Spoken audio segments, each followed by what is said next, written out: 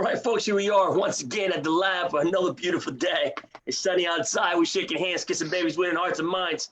And we got the same as usual people here today. Tal Holloway from the PC United Group, Drew Swirsky from the Elite Real Estate Group, yours truly, Eric Quadros from Master Business Coaching. And today we got the privilege and honor of having Dave Shutler, the owner and operator of the Icon Gym. Welcome to the lab, Dave.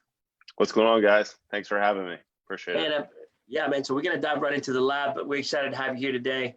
And what we want to do is we want to just get right into it, man. Talk to you about, how do you get into this, into the fitness world, and into being an operator and owner of a gym to begin with?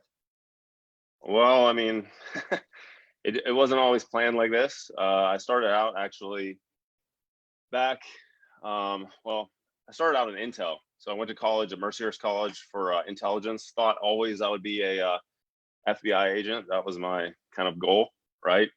And ultimately, I went into the Secret Service, as a uniform division officer. I mean, I'm not going to sit here and describe kind of the difference between like uniform and agent, but uniform, basically we guard like most of the residential places around DC, like vice president's residence, White House, foreign missions, the embassy, stuff like that. And then ultimately, that kind of just, I didn't really know I was going to be this heavily into fitness. I was getting into fitness more and more and more, like along the way. I would say just on my own, just loving training. And then, so long story short, went from Secret Service to being a Intel analyst for a BAE as a government contractor. And then after that, I was there for about 4 years and got laid off actually. 2012, there were a lot of budget cuts going on with the military. And I actually looked at that as like, I was like, I don't really belong with these people in the sense of like, just my personality. And I'm definitely a people person. I need to like be around people, and I feed off that energy when I'm with people. But like, I'm an introvert at heart. Like I'd rather just like kind of be myself a lot of times. And that's kind of how I think how I'm strong mentally as well. And there's some things in my life that kind of like have made me a lot stronger, I feel like. But ultimately, what made me become a gym owner, after the Secret Service, after the Intel analyst, I went to be a trainer in Columbia, Maryland for about 6 years. And then I was just like, you know what? I don't want to be a one-on-one trainer like forever. Kind of like looking at the long term, I felt like I've learned so much that I knew that I could take what I've learned from like some of the best strength and conditioning coaches in the world and bring it to a place like this. And I mean, I'm just really grateful and blessed that like people are willing to trust in me and trust in myself. And, that's why I'm here today. If it wasn't for my clients, I'd fail, so like, but I know that they value the knowledge that I bring and the value that I continuously try to bring to the table. And I think that's like, as long as you're doing that consistently, then you're going to win. Absolutely. How long have you had Icon open for? So Icon is almost 3 years. So it's literally like next month, it'll be 3 years. Yeah. So that's outstanding. Yeah. That's yeah. Awesome, so man. I don't know what it is. Like don't they say like, I don't know, you got to make it to a certain point and then like you're good, or I don't know how that works. But 2-3 year mark, you start to have breakthroughs, and you get a lot of the lessons learned from your clients, and well, I'm sure you've had a lot of lessons learned in the last 3 months alone. And so yeah, absolutely. Thinking about that, what are some of the things that you've learned through this last season? Like this, and I'm talking about the last 3.5 months that have been able to keep you in business. Yeah, I mean, again, like it comes like, I'm just really blessed that like a lot of my clients have, stayed on with us, like stayed like even weathered this storm, you know what I mean? And again, like as human beings, we crave certainty. And these are uncertain times. And my thing is like, I'm always like, okay, have like something else in terms of like, from a financial standpoint, like have something else to kind of like rely on as well. So don't just like limit yourself to like one thing. And this is why, like, I think it's a good idea to have like kind of, not like, you don't need to be a master of like everything because that's impossible, but like you want to have a couple things that you're really good at that you can actually rely on. And I mean, like I told you before that we went live today, we don't know what's going to happen in like the next 3-4 months going into October, November, December. So this may come back. So like I look at that, there's two kinds of people. Like one person just looks at things like shit, like this, I'm a victim. And there's another person that looks at it like this is an opportunity. So let's go. You know what I mean? So that's kind of my thing. Yeah, no, absolutely. I mean, we get to work with a lot of folks in our daily lives. I know Drew and Ty do. And when we do, I mean, that what we think is actually most unique to us is most universal. Yeah. And we do get to see a lot of folks that are sometimes focused on the victim mentality when all they need is some words of encouragement at times, right? So, and that's Yeah. when we come in, that's when you come in. That those words of encouragement and a shift in mindset might help them, ultimately dive into the physical world and now be able to work on themselves. So it's all about, like you were saying, craving that human connection. Yep. And since we have a limited amount of human connection now, that's For very sure. important. Yeah. Yeah, for sure. Ty, go ahead, man. Hey, Dave, I was wondering a little bit more about your gym. Not all gyms are created equal. They all, kind of have a different clientele. So Yep. what is Icon Gym for somebody that's out there that's going, hey, I need a new gym. I'm coming out of COVID. What can they get from the Icon Gym? Sure. So Icon, the thing that differentiates Icon, again, like number one, I've pride myself on traveling all over the world, learning from some of the top people in the industry, but that doesn't really mean anything if you don't have application as well. And this is the only Icon Gym there is. We're actually switching to IG3 Gym. Long story short, that's just like we got a letter and, we can't use the word Icon anymore, blah, blah, blah. But anyways, so same kind of logo, everything like that. But, most of the stuff we do is structured strength training. I myself come from kind of a bodybuilding-esque background. I met my wife at a fitness show. But the main thing that I tell people is like the difference is like number one, we focus on like the whole picture. Okay. So not just, hey, coming in, Sally, you're gonna train and then you go home. Like we also want to know like about your digestion, your sleep, your stress levels, things like that, because the training and the nutrition has to kind of match to get a certain result. Now, does somebody need like the whole sciencey breakdown of, all the stuff? People don't care. But if you can make it simplified and make that easier to understand, then Sally also will trust in your business and yourself even more, to where like, okay, now this is where you are now. This is where you want to go. Okay, this is how we're going to get there. Also, like when you look at like social media and everything involved in social media, you look at fitness influencers and stuff putting out workouts. While it's great and everything, it might motivate people to like get in shape and get moving, which America just kind of needs anyways. Nobody's also, a lot of times they're not talking about the other stuff, or like stress, or hey, are you having consistent bowel movements daily, or things like that really ultimately matter for somebody to get from point A to point B in a really healthy manner, and ultimately just kind of cut out the BS, which a lot of the fitness industry. And yeah, it's just like we give a why to what you're doing, not just like how we're going to get there, but there's always a why. That's the real differentiator. I love it. And I just want to start a slow clap for you because you're the first one to ever say bowel movements on the lab. And that's hilarious. No, Right. but seriously. Okay. So you obviously train a lot of different clients, right? Yeah. And you talked about going around the country and some of the biggest strength people. So do you guys not only have people that are looking for, a gym to maybe lose 10 pounds? Are you guys also do you guys train competitive bodybuilders, power lifters? Where's that come in with the strength aspect? Yeah. So most of the people that we do train in our groups in 101 are just trying to get in like more in shape, lose 10, 15, 20 pounds. I mean, some people have a complete transformation, 100, 110 pounds, right?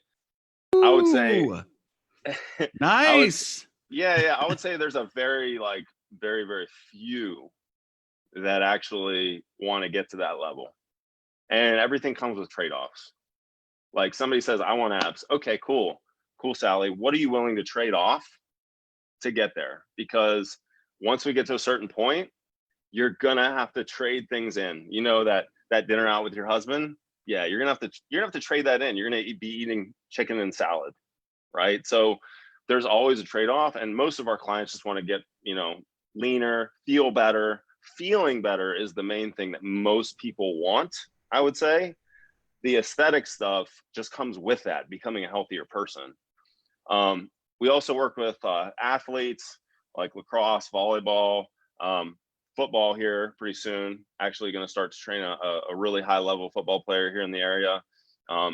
And if anybody's listening, learning from people like Charles Poliquin, Stefan Cazalt, any up and coming strength, actually person that knows about strength and overall just building strength, those people who have been in the industry, not just your standard, hey, let's look in a textbook and see what, that's not really, these guys have been there, done that, trained NHL and NFL, like top of the top, Olympic gold medalists.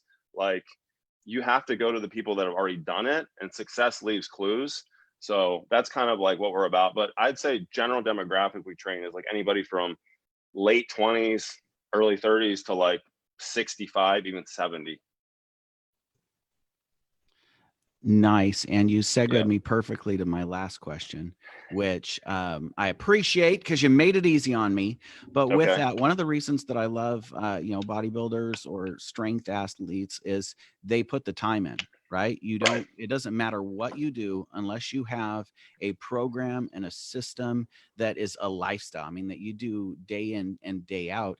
They give a lot that people can emulate for different areas of their life. So in business, you've got to do the same things, and you got to do them consistently and well. And especially with how, COVID has affected small business, what advice do you have for other small business owners that may be on here about persevering, being consistent, finding new systems? What you got for us? Yeah, I mean, two things I learned from, I don't know if you've ever heard of him. His name's Alex Hormozy. I'll give him a shout out real quick, but he came up with the business Gym Launch. Anyways, he kind of helped. I used his systems to kind of get my gym off the ground initially. But two things: shiny object syndrome. Avoid it. You know what I mean? That's one thing. And I completely blanked out on the second thing I was trying to think about.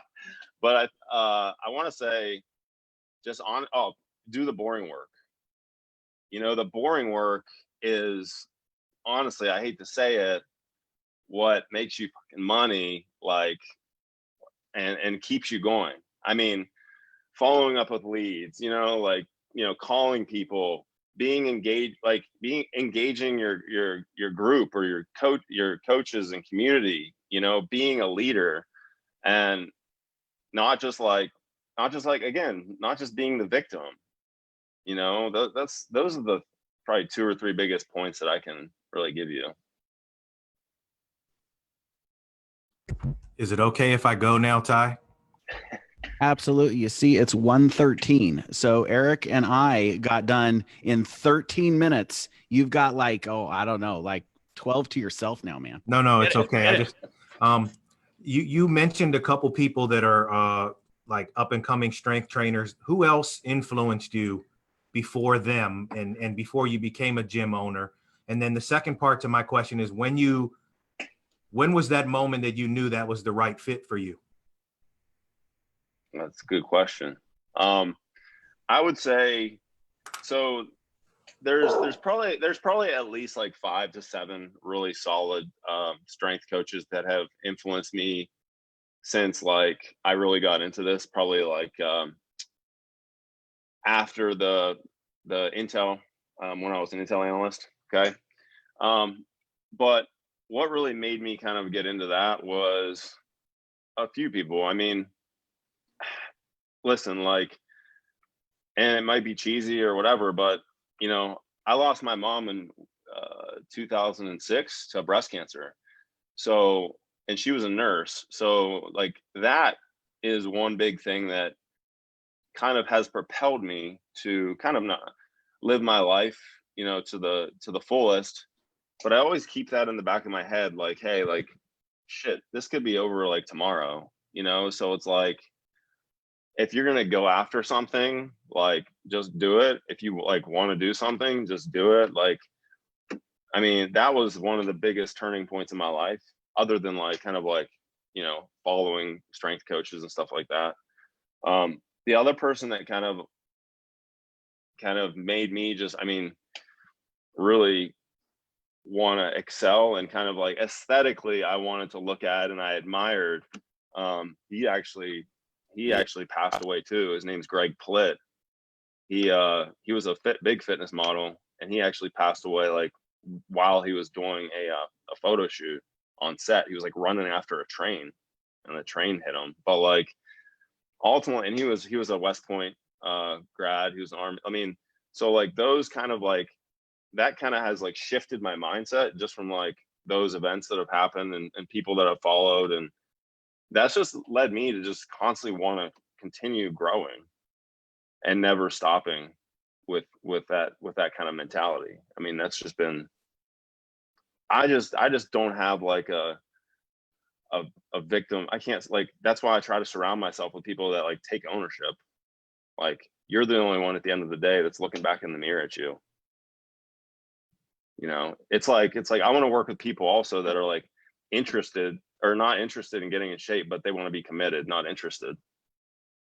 You know what I mean? So, and when's that one time, man, like that you can truly remember when you were like, damn, like I'm home. This is the right thing for me. Honestly, I would say probably like even when I was like, when I opened like my gym, like when I was like during the whole process of like just opening and then like literally cleaning like with a mop, like just having like being alone by myself in that time. And like, I don't know, there's something that like people say, oh man, that must really suck.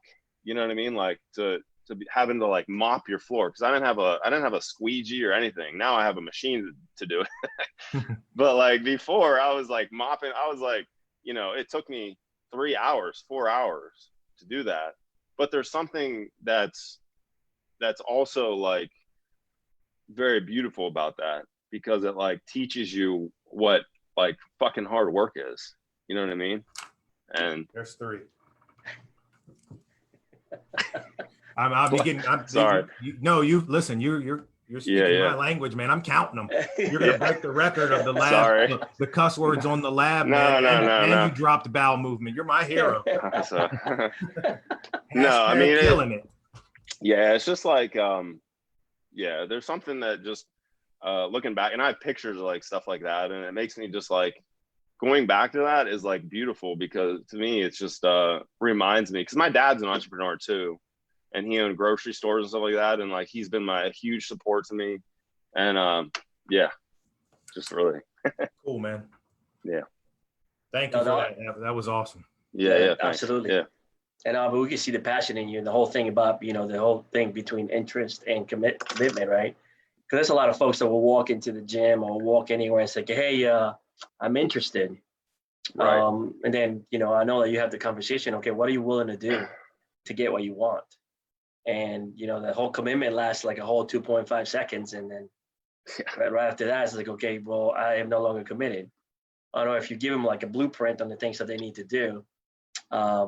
Some of the things they have to go get themselves, right? Because you can't do it for them. Right. And it's funny you say that, because those are things that Drew, Ty, and I, like we deal with on a consistent basis. Like we know how to help people reach a certain level of success in their own personal business, and it's still their choice, right? Yeah. You know, the whole thing about, you know, grabbing a mop, right, and doing the work, right, and knowing that every single movement you make creates a result, right? That's the whole thing of ownership, right? This is my gym, or this is my business, and I am going to do whatever it takes, because I haven't earned the right to buy the machine yet. I'll buy the machine when I've earned the right, and that comes to repetition, right? You got to do the reps.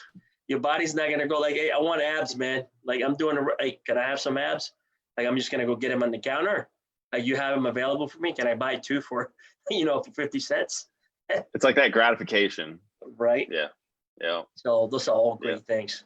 Yeah. That's awesome.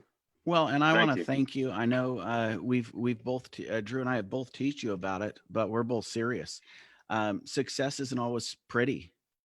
And so the things that you're saying here, I mean, are legit. Anybody that's gotten into any sort of competitive fitness, I mean, when you're tracking bowel movements and you're tracking how long you're on the toilet and you're adjusting things, I mean, it's not always a pretty or helpful conversation. You know, if you Yeah. really want to make strides in your life, you're going to have to do things when it's not convenient. And I'll tell you what, when you're sick and you're all congested and your nose is running, you know, working out and trying to get a good pump is not pretty. You got snot everywhere. You're wiping it on your, I mean, especially now. it especially in fitness, it sometimes is disconcerting to see how people are like, it's pretty. No. The sleepless nights, you know, you're talking about bodybuilding, the sleepless nights, the nightmares, the dehydration, the get sick to your stomach. I mean, that's not what you see in the pictures. So love Right. your Yeah, yeah, authenticity yeah. on it. Yeah, yeah. And you can only manage what you can measure. You know what I mean? With everything. Unfortunately, it's just like a lot of people just want that, you know, that result, that instant result. And the actual fun comes from the climb.